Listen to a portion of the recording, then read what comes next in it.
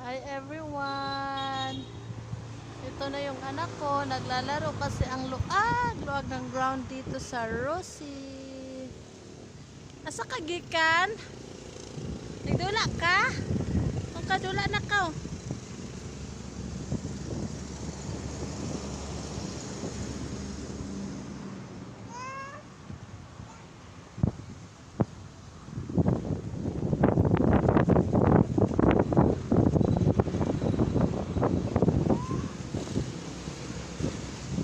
Nalingaw siya sa mga bulak, natanglupan.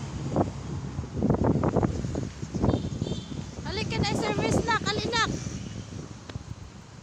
Ay. Akala ko papunta dito yung service, di pala. Tindog!